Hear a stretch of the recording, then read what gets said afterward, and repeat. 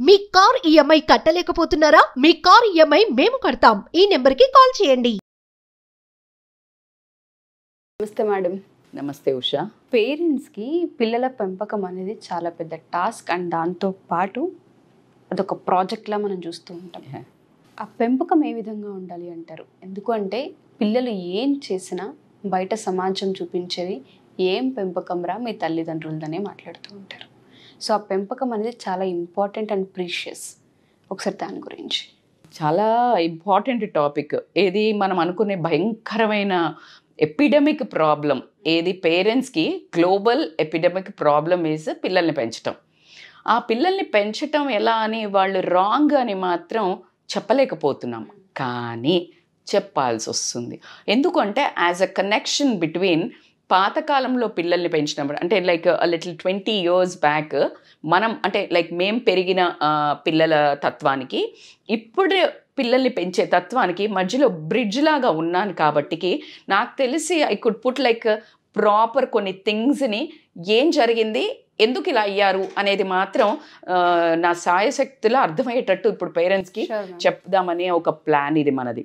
So దీంట్లో ఏంటంటే lot of difference ఎందుకు వచ్చింది, ఇప్పుడు పిల్లలు అసలు అంత గొంతెత్తి అరవటం ఏంటి, ఆ సైకోలాగా బిహేవియర్ ఏంటి, తర్వాత మాట వినకపోవడం ఏంటి, అసలు ఒక రౌడీల్లాగా వీధి రౌడీల్లాగా ఇంట్లో ప్రవర్తించడం ఏంటి, ఇదే కదా వాళ్ళ సమస్య. వాళ్ళ మనసులో ఉన్న సమస్య ఇదే. అసలు నువ్వు ఏదైనా ఆపితే రణరంగాలు చేసి గొడవలు పడేసి కొట్టడానికి వెళ్ళి బ్రేక్ చేసి ఇలాంటివి జరుగుతున్నాయి. సో దీనికి ఏంటి బ్యాక్గ్రౌండ్ వర్క్ అంటే అసలు ఒక జనరేషన్ ఒక 20 years బ్యాక్ తీసుకుంటే కనుక ఎట్లుండేదంటే పిల్లలు అల్లరి అంటే ఏంటంటే ఏది మనం అనుకునే అల్లరి కాదు. ఏంటి, ఇంట్లో వాల్యూమ్ తగ్గించురా, లేకపోతే చదువుకోరా, ఫోన్ పక్కన పెట్టురా, ఈ అరవడం ఈ అల్లరి కాదు. అప్పుడు అల్లరి అంటే ఏంటంటే పిల్లలందరూ కలిసి అలా 4 కాగానే స్కూల్ నుంచి వచ్చి చక్కగా ఫ్రెష్గా స్నానాలు కాళ్ళు చేతులు కడుక్కోనో పిల్లలకు పరిగెత్తుకుంటూ బయటికి వెళ్ళిపోయి అదే స్కూల్ అయిన పిల్లలైతే వాళ్ళు లేకపోతే పక్కన ఇంటి ఉన్న ఫ్రెండ్స్తో స్నేహితులతో పరిగెత్తుకుంటూ వెళ్ళి ఒక గిల్లిదండ అంటారు అది కానీ, బాల్ కానీ, కబడ్డీ కానీ, ఖోఖో కానీ, ఇలా పంటలేసి ఆడడం కానీ, ఇలా రకరకాల గేమ్స్ ఉండేవి. ఆ గేమ్ ప్రతి గేమ్ ఒకటి ఆటలు చిల్లర అల్లరి చిల్లర ఆటలు అనుకునేవి లైఫ్లో పాఠాలు నేర్పేవి.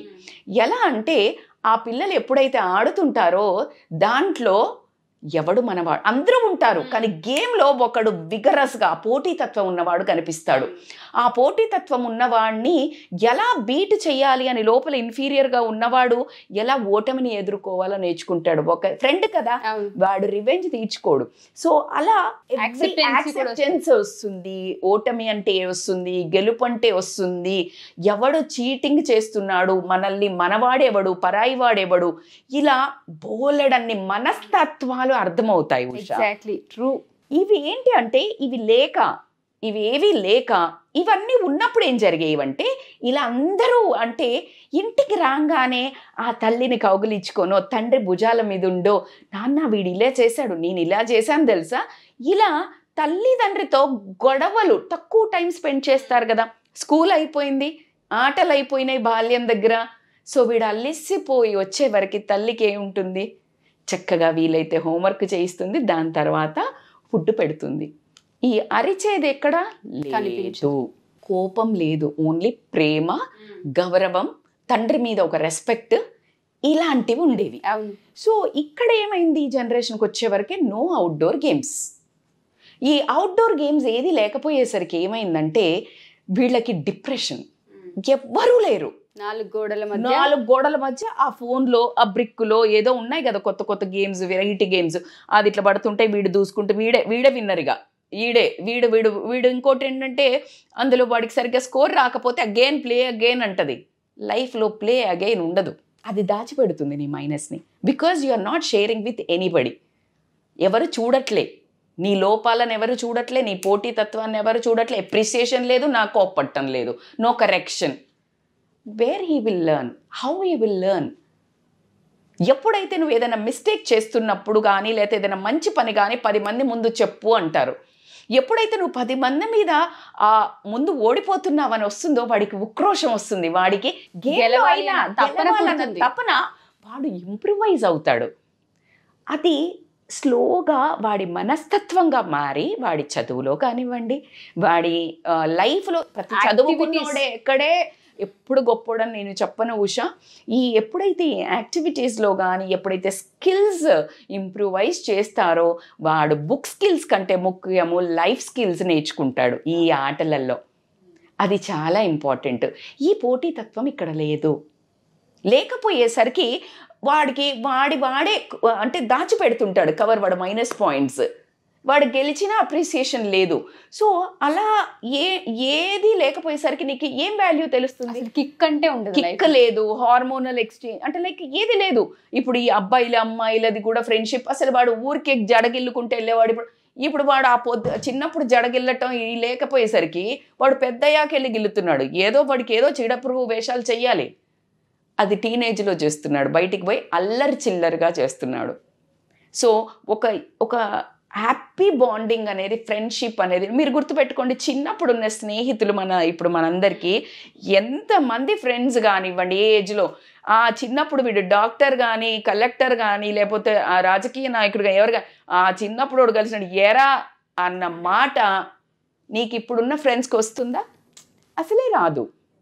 So coming to the point that బాల్య స్నేహితులు, ఆ బాండింగ్, ఆ రియాలిటీ లవ్ అనేది చాలామంది మిస్ అయ్యి 60-70 ఏళ్ళు ఉన్న సిటిజన్స్ కూడా చైల్డ్హుడ్ స్కూల్ గెట్ టుగెదర్స్ పెట్టుకోవడం, స్కూల్ ఫ్రెండ్స్ని కలవడానికి ఇష్టపడుతున్నారు. 50 years బ్యాచ్ అని మా చిన్నాన్న వాళ్ళు పెడితే ఫోన్, నేను షాక్ అసలు.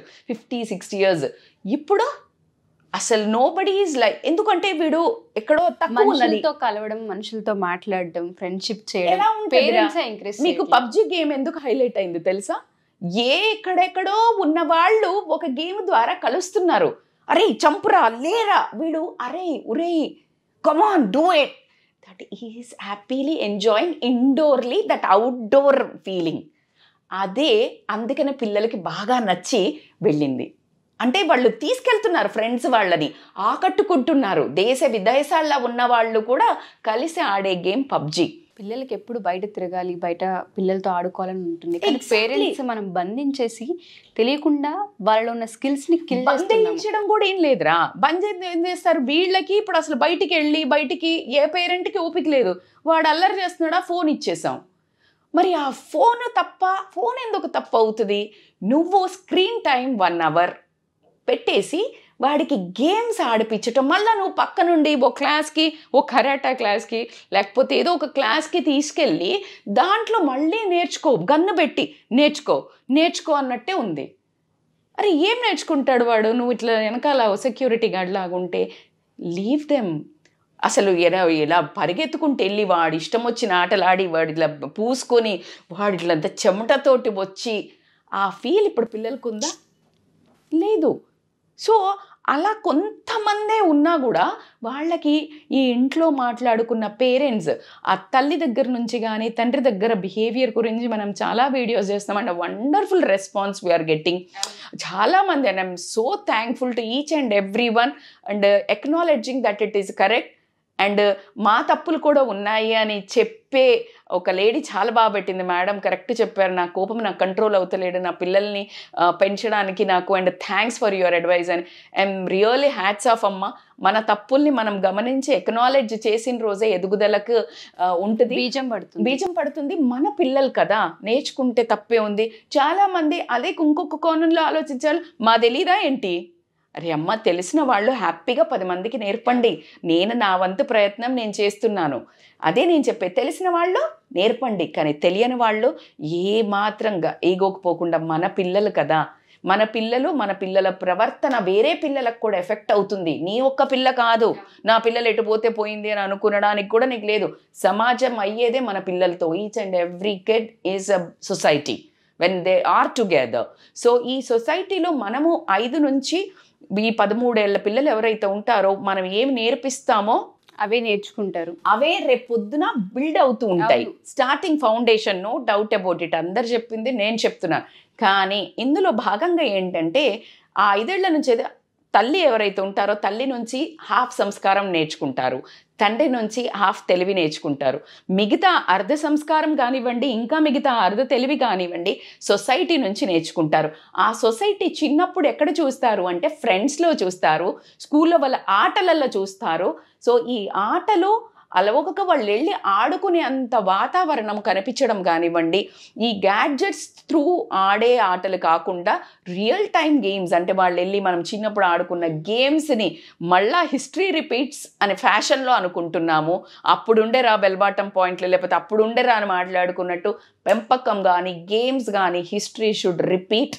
Then only from ground level మళ్ళా ఒక సొసైటీ బ్యూటిఫుల్ వండర్ఫుల్ మళ్ళా back. Thank you so much Rachita ma'am. Thank you so much Usha.